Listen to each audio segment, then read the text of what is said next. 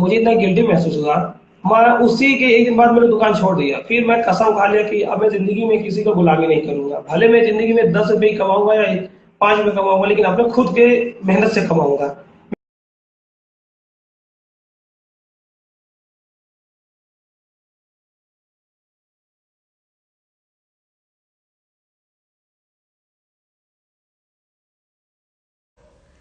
Hi guys, स्वागत है आपका इंडिया के फर्स्ट पॉजिटिव टॉक शो में, जिसका नाम है पॉजिटिव टॉक विद आकांक्षा। और मैं हूं आपकी दोस्त आकांक्षा।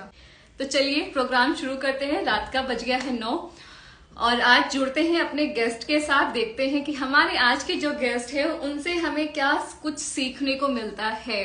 अपना छोटा सा इंट्रो दे दीजिए, अपना पूरा नाम, कहाँ से बिलोंग करते हैं, क्या कर रहे हैं, थोड़ा सा फैमिली बैकग्राउंड के बारे में। वैसे तो मैं आजमगढ़ सिटी से हूँ, मतलब मैं मुख्य सिटी में हूँ, जैसे कि मेन सेंटर पे ना। मैं फिर 2016 में मेरा मकान बना गांव में, तो मैं 2016 में गांव में शिफ्ट हो गया। और मेरे गांव से शहर की मात्र दूरी 700 से 800 मीटर की दूरी है। मैं गांव का भी मजा लेता हूँ और शहर का भी, दोनों का। मेरा तो बचपना बहुत काफी गरीबी में मतलब गुजरा है। जैसे कि मेरे पापा जो है कि मतलब आइसक्रीम बेचते थे और मेरे दादाजी मछली बेचते थे। उनकी टाइमिंग जो थी 11 से 3 थी।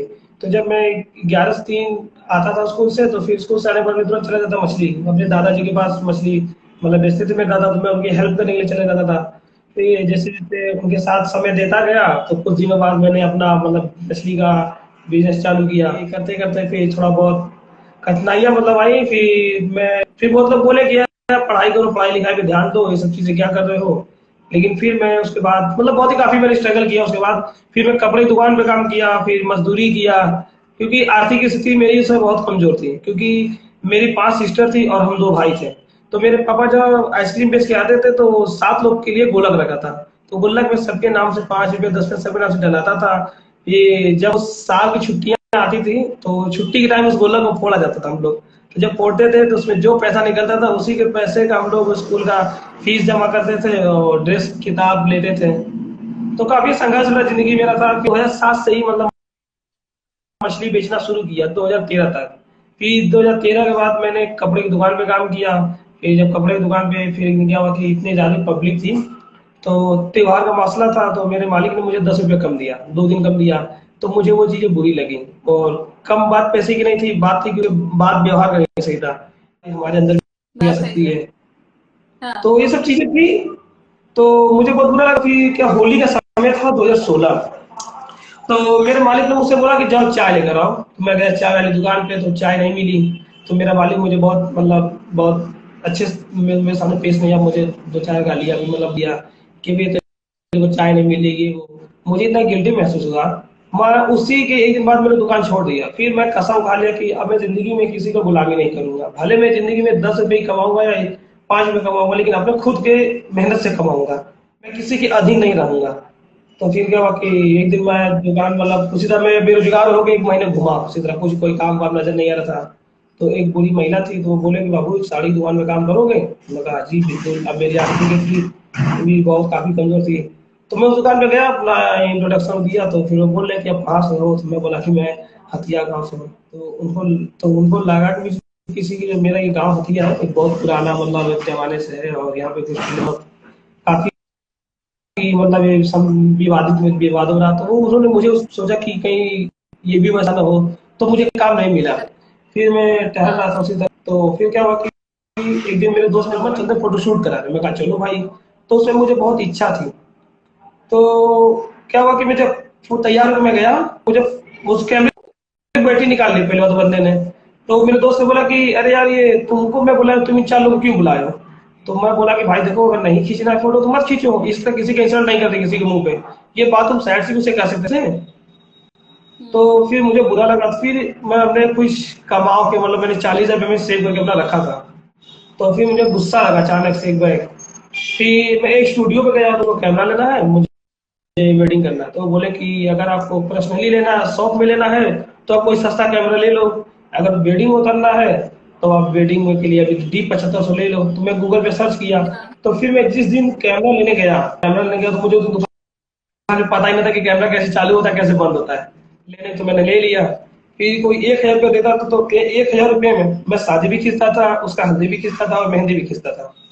मतलब 1,000 रुपये में 4-4 प्रोग्राम करता। कोई बाहर से कोई फोटोग्राफर आता था दिल्ली से लखनऊ से, तो मैं केवल उसकी सेटिंग देखता था, वो क्या सेटिंग रखा है।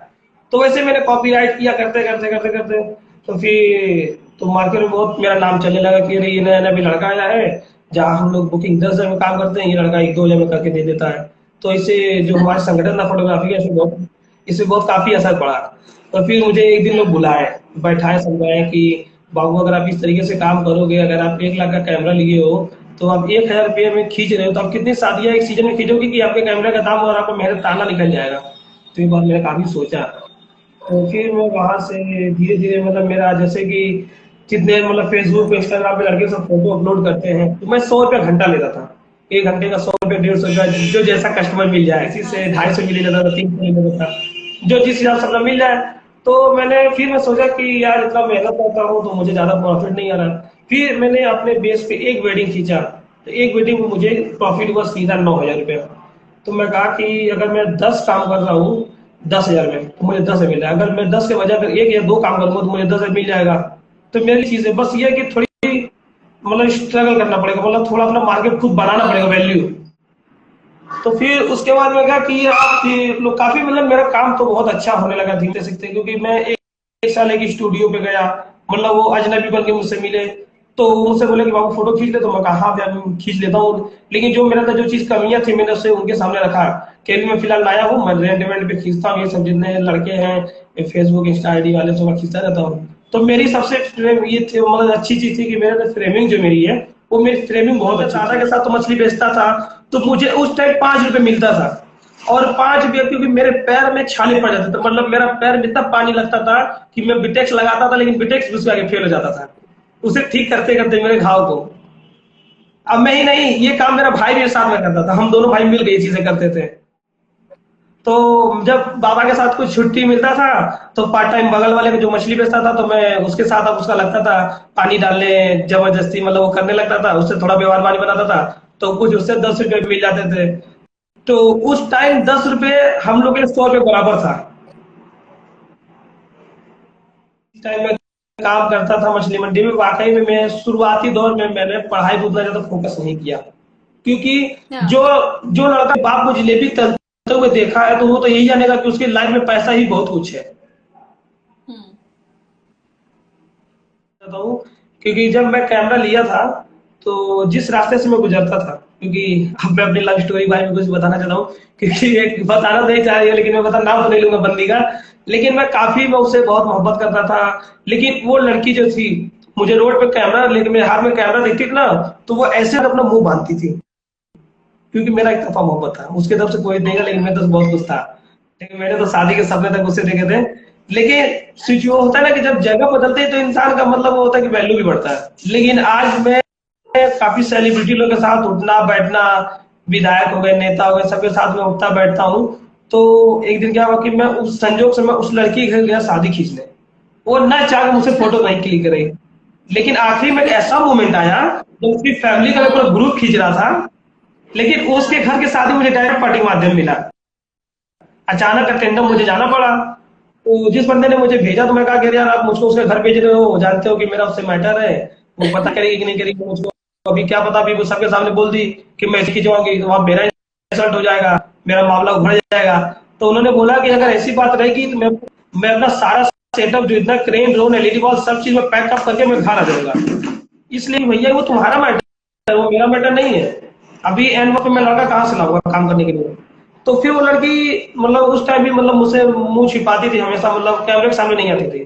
फिर मैंने लास्ट में जाते जाते मैंने उसको पूरी फैमिली को इकट्ठा कर दिया, और सबको बोला कि सर ये आखिरी पिक है, प्लीज एक ग्रुप हो जाए।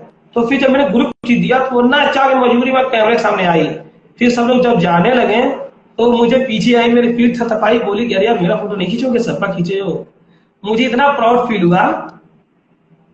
मैं कहता समय समय की चीज होती है।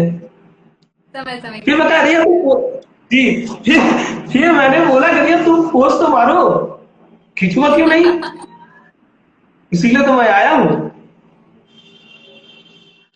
तो मेरा वही एक मतलब बहुत आखिरी, मतलब मेरा प्राउड फील वही होता है कि पहले मैं क्या था, जैसे कि मतलब ना जैसे जैसे मेरा समय बीतता गया, बढ़ता गया, तो जो लोग मुझे पहले लाइक नहीं करते थे, जो कुछ भी थे, मैं क्योंकि उतना बड़ा भी नहीं हूँ, मुझे कोई इतना ज्यादा लोग हेट भी करेंगे, लेकिन अच्छा लगा उस पर। फिर मुझे बहुत अच्छा लगा, फिर मैं कहा कि चलो समय समय की बात होती है, एक समय से बड़ा बलवान कुछ नहीं होता है। फिलहाल